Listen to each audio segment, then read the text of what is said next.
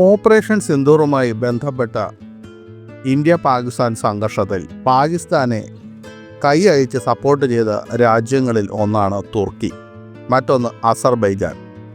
തുർക്കിക്ക് ഇന്ത്യയുമായുള്ള വിരോധത്തിന് അവരുടേതായ കാരണങ്ങളുണ്ടാകാം. എന്നാലും പാകിസ്ഥാനെ തുർക്കി സപ്പോർട്ട് ചെയ്തപ്പോൾ ഇന്ത്യ തിരിച്ച് മറുപണികളും പണിയുന്നുണ്ട് എന്നുള്ളതാണ് സത്യം. തുർക്കി പാകിസ്ഥാന് ഡ്രോണുകളും ആയുധങ്ങളുമൊക്കെ നൽകി സഹായിച്ചു. എന്തായാലും ഇങ്ങനെ ഒരു സാഹചര്യം വരുമ്പോൾ തുർക്കിയുമായി കണക്ക് തീർക്കാതെ ഇന്ത്യക്ക് നിവർത്തിയില്ല. അതുകൊണ്ട് തന്നെ നരേന്ദ്രമോദിയുടെ ചില വിദേശ സന്ദർശനങ്ങളെല്ലാം തന്നെ അതുമായി ബന്ധപ്പെട്ടിട്ടുള്ളതാണ് എന്ന് പറയാൻ ആഗ്രഹിക്കുന്നു. പ്രത്യേകിച്ച് സൈപ്രസും ഗ്രീസും മോദി സന്ദർശിച്ചത് തുർക്കിക്ക് ശക്തമായ ഒരു മുന്നറിയിപ്പ് തന്നെയാണ് നൽകുന്നത്. സൈപ്രസും തുർക്കിയും തമ്മിലുള്ള പ്രശ്നവും ഗ്രീസും തുർക്കിയും തമ്മിലുള്ള പ്രശ്നവും നമുക്കറിയാവുന്നതാണ്. ഈ രണ്ട് രാജ്യങ്ങളും തുർക്കിയുമായി ശത്രുത പുലർത്തുന്ന രാജ്യങ്ങളാണ്. എന്നാൽ വിരോധാഭാസം എന്ന് പറയട്ടെ, ഗ്രീസും തുർക്കിയും നാറ്റോ സഖ്യത്തിലെ അംഗങ്ങളാണ്. ഇപ്പോൾ സൈപ്രസുമായും തുർക്കിയുമായും ഇന്ത്യ സുപ്രധാനമായ പല കരാറുകളിലും ഏർപ്പെട്ടിരിക്കുകയാണ്. തുർക്കിയുടെ ബദ്ധശത്രുവായ ഗ്രീസിന് ഇന്ത്യ ചില ആയുധങ്ങളൊക്കെ നൽകാൻ തയ്യാറായിരിക്കുകയാണ്. അതിൽ പ്രധാനപ്പെട്ട ഒരു ആയുധമാണ് long range land attack cruise missile LRLACM. അത് ഗ്രീസിന് നൽകാമെന്ന് ഇന്ത്യ വാഗ്ദാനം ചെയ്തിരിക്കുന്നു. ആ മിസൈലിനൊരു പ്രത്യേകതയുണ്ട്. ലോകത്തിലെ ഏറ്റവും നല്ല വ്യോമ പ്രതിരോധ സിസ്റ്റമായി പറയപ്പെടുന്ന S-400 റഷ്യ അനവധി രാജ്യങ്ങൾക്ക് നൽകിയിട്ടുണ്ട്. അതിൽ പ്രധാനപ്പെട്ട രാജ്യങ്ങളാണ് ഇന്ത്യ, ചൈന, തുർക്കി. തുർക്കിയുടെ S-400 തകർക്കാൻ പോലും സാധിക്കുന്ന മിസൈലാണ് ഈ long range land attack cruise missile എന്ന LRLACM. ഇത് ശരിക്കും പറഞ്ഞാൽ തുർക്കിക്ക് ഒരു തിരിച്ചടി തന്നെയാണ്. റഷ്യയുടെ ഈ ഉന്നത വ്യോമ പ്രതിരോധ സിസ്റ്റം ഇന്ത്യയും ഉപയോഗിക്കുന്നു. എന്നിരുന്നാൽ തന്നെ അത് തുർക്കിയുടെ കയ്യിലുമുണ്ട് എന്നുള്ളതാണ് സത്യം. തുർക്കിയുടെ ശത്രു ഇന്ത്യയുടെ ബന്ധു.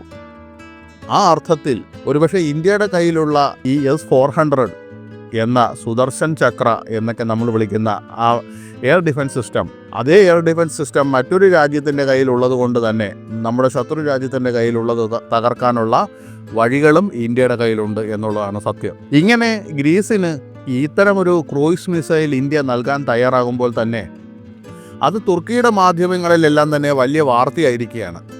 ഇന്ത്യ തുർക്കിയുടെ സുരക്ഷയ്ക്ക് ഭീഷണിയായി മാറിയേക്കാം എന്നാണ് അവരുടെ മാധ്യമങ്ങൾ പറയുന്നത്. ഇന്ത്യയുടെ LRLACM മിസൈൽ ഗ്രീസിന് നൽകുന്നതിലൂടെ ഓപ്പറേഷൻ സിന്ദൂറിൽ പാകിസ്ഥാനെ പിന്തുണച്ച തുർക്കിയുടെ പാകിസ്ഥാൻ അനുകൂല നിലപാടിന് ഇന്ത്യ പകരം വീട്ടുകയാണെന്നാണ് മാധ്യമങ്ങൾ പറയുന്നത്.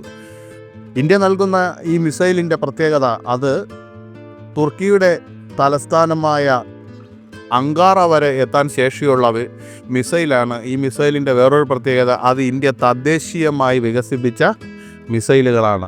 ഇപ്പോൾ ഈ പ്രധാനപ്പെട്ട നീക്കം നടത്തിയിരിക്കുന്നത് മറ്റൊരു കാരണം കൂടി കൊണ്ടാണ്. കാരണം തുർക്കിയുടെ S-400 എയർ ഡിഫൻസ് സിസ്റ്റം അവർ അതിർത്തിയിൽ വിന്യസിക്കാൻ പദ്ധതിയിടുകയാണ്. അപ്പോഴാണ് ഇന്ത്യയുടെ തന്ത്രപ്രധാനമായ ഈ നീക്കം. ഗ്രീസും തുർക്കിയും തമ്മിൽ വർഷങ്ങളായി പല വിഷയങ്ങളിൽ തർക്കം തുടരുകയാണ്. അതിൽ പ്രധാനപ്പെട്ടത് അതിർത്തിപരമായ തർക്കങ്ങൾ തന്നെയാണ്. അങ്ങനെയുള്ള സാഹചര്യത്തിലാണ് തുർക്കി അവരുടെ അതിർത്തിയിൽ S-400 വിന്യസിക്കാനുള്ള നീക്കം നടത്തുന്നത്. മാത്രവുമല്ല, തുർക്കിയുടെ സൈനികർ നിയമവിരുദ്ധമായി വർഷങ്ങളായി തന്നെ സൈപ്രസിൽ തുടരുകയാണ്. അത് ഗ്രീസിനൊട്ടും ഇഷ്ടമില്ല. ഗ്രീസ് അതിനെ ശക്തിയായി എതിർക്കുന്ന ഒരു രാജ്യമാണ്. മറ്റൊരു പണി വരുന്നത് ഈ പറഞ്ഞ രാജ്യങ്ങളെല്ലാം തന്നെ, അതായത് ഇന്ത്യയും ഗ്രീസും സൈപ്രസും ചേർന്നൊരു ത്രിരാഷ്ട്ര സൈനിക സഖ്യത്തിനുള്ള തീരുമാനം രൂപപ്പെട്ടതായി പറയുന്നുണ്ട്. അതിലൂടെ സൈപ്രസിൻ്റെ തീരങ്ങളിൽ ഇന്ത്യൻ നാവികസേനയുടെ സാന്നിധ്യവും ഗ്രീസുമായി വ്യോമ സൈനിക സഹകരണവും ഉറപ്പാക്കുന്ന കരാറിന് അന്തിമ രൂപരേഖയായതായും റിപ്പോർട്ടുണ്ട്. ഇതെല്ലാം കൂടി വരുമ്പോൾ തുർക്കിക്ക് ശരിക്കും പറഞ്ഞാൽ ഭീഷണി തന്നെയാണ്. ഇങ്ങനെയൊരു പണി തിരിച്ചു കിട്ടുമെന്ന് തുർക്കി ഒരിക്കലും പ്രതീക്ഷിച്ച് കാണില്ല. കാരണം ഇന്ത്യയുമായി ഭൂമിശാസ്ത്രപരമായ അതിർത്തിയില്ലാത്ത രാജ്യമാണ്, ഭൂമിശാസ്ത്രപരമായ ഒരു ബന്ധമില്ലാത്ത രാജ്യമാണ് തുർക്കി. തുർക്കി ഒരിക്കലും ഇന്ത്യയുടെ അയൽരാജ്യമല്ല. അതുകൊണ്ട് തന്നെ ഇന്ത്യയുമായി ഒരു യുദ്ധമുണ്ടാകാനുള്ള സാഹചര്യവും തുർക്കിക്കില്ല. എന്നാൽ ഇന്ത്യയുടെ ശത്രു രാജ്യങ്ങളെയൊക്കെ പിന്തുണച്ചുകൊണ്ട് എവിടെയും ആയുധങ്ങളുമൊക്കെ കൊടുത്ത് ഏത് സ്ഥലത്തും പോയി ഇടപെടുക എന്ന തുർക്കിയുടെ ചില വൃത്തികെട്ട സ്വഭാവത്തിന് അവരുടെ സ്വന്തം സ്ഥലത്ത് തന്നെ ഒരു പണി കിട്ടുമെന്ന് തുർക്കി ഒരിക്കലും പ്രതീക്ഷിച്ചില്ല. മേൽപ്പറഞ്ഞ സൈനിക സഖ്യങ്ങളുമായൊക്കെ ബന്ധപ്പെട്ട് ഇന്ത്യൻ വായുസേന മേധാവി AP സിംഗ് ഇക്കഴിഞ്ഞ മാസം ഗ്രീസിൽ സന്ദർശിച്ചിരുന്നു. ഗ്രീസിൻ്റെ തലസ്ഥാനമായ ഏതൻസിൽ അദ്ദേഹം സന്ദർശനം നടത്തിയിരുന്നു. ഇതോടെയാണ് തുർക്കി മാധ്യമങ്ങൾ ഈ തുർക്കി വിരുദ്ധ ത്രിരാഷ്ട്ര സഖ്യം രൂപപ്പെടുന്ന കാര്യവും ഇന്ത്യ കൃത്യമായി തുർക്കിക്കെതിരെ പകരം വീട്ടുകയാണ് ഈ നടപടിയിലൂടെ എന്നുമുള്ള വാർത്തകളെല്ലാം തന്നെ റിപ്പോർട്ട് ചെയ്തത്. തുർക്കിയിലെ നല്ലൊരു വിഭാഗം ജനങ്ങളും ഇന്ത്യ വിരുദ്ധരൊന്നുമല്ല. ഇന്ത്യയും പാകിസ്ഥാനും തമ്മിൽ സംഘർഷം നടന്നപ്പോൾ നാറ്റോയിലെ മറ്റ് അംഗരാജ്യങ്ങൾ ചെയ്തതുപോലെ തുർക്കിയും ഒരു നിഷ്പക്ഷ നിലപാടായിരുന്നു കൈക്കൊള്ളേണ്ടത് എന്ന പക്ഷക്കാരാണ് തുർക്കിയിലെ ഭൂരിപക്ഷം ജനങ്ങളും തുർക്കിയിലെ നിഷ്പക്ഷരായ മാധ്യമങ്ങളും. കാരണം തുർക്കിയിൽ ഭൂകമ്പമുണ്ടായ സമയത്ത് ഇന്ത്യ ഒരുപാട് സഹായങ്ങൾ നൽകിയിരുന്നു തുർക്കിക്ക് വേണ്ടി.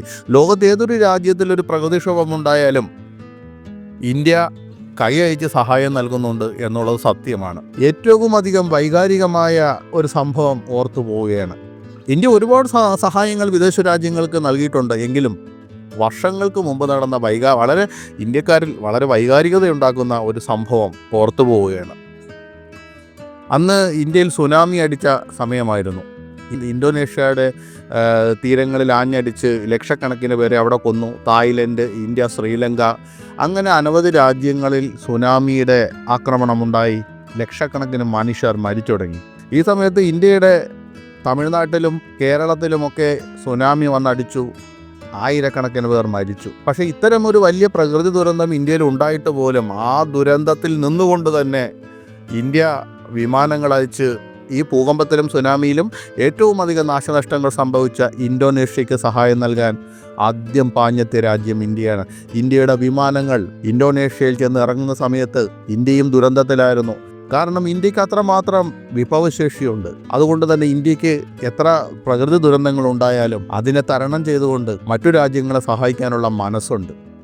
അതേപോലൊരു മനസ്സാണ് ഇന്ത്യ തുർക്കിയോടും ചെയ്തത്. പക്ഷേ ആ തുർക്കി ചെയ്തത് എന്താണ്? നന്ദികേടാണ്. എന്നാൽ ഇതേ സമയത്ത് തുർക്കിയിൽ ഭൂകമ്പം ഉണ്ടായ ഇതേ സമയത്ത് പാകിസ്ഥാന്റെ നിലപാട് എന്തായിരുന്നു? അത് വെറും നിഷ്ക്രിയത്വമായിരുന്നു. ഈ മാധ്യമങ്ങൾ, തുർക്കിയിലെ നിഷ്പക്ഷ മാധ്യമങ്ങളെല്ലാം തന്നെ അത് കൃത്യമായി റിപ്പോർട്ട് ചെയ്തിട്ടുണ്ട്. തുർക്കിയെ പോലെ തന്നെ ഗ്രീസും നാറ്റോ സഖ്യത്തിലുള്ള രാജ്യമാണ്. അതുപോലെ സൈപ്രസ് നാറ്റോ സഖ്യത്തിലൊന്നും ഇല്ലെങ്കിലും നാറ്റോ സമാധാന സേനയുടെ ഭാഗവും യൂറോപ്യൻ യൂണിയനിലെ അംഗരാജ്യവുമാണ്.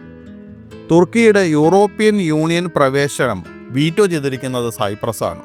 സൈപ്രസും ഗ്രീസും പരസ്പരം സഖ്യരാജ്യങ്ങളുമാണ്. ഈ രണ്ട് രാജ്യങ്ങൾക്കും തുർക്കിയോട് ഒരു കാര്യത്തിലും യോജിപ്പില്ല. ആ യോജിപ്പില്ലായ്മയാണ് ഇന്ത്യ ഇവിടെ മുതലാക്കുന്നത്. ഇന്ത്യയുടെ ഇടപെടൽ എതിർക്കാൻ നാറ്റോ സഖ്യത്തിനും യൂറോപ്യൻ യൂണിയനും കഴിയില്ല എന്നതാണ് സത്യം. അതുകൊണ്ട് തന്നെ ഇന്ത്യയുടെ ഈ ധീരമായ നിലപാടുകളെല്ലാം തന്നെ തുർക്കിയുടെ ഉറക്കം കെടുത്തിയിരിക്കുകയാണ്.